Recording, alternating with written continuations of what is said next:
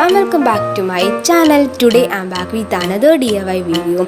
If you like my video, please subscribe to my channel. Hope you will enjoy my video and let's get started.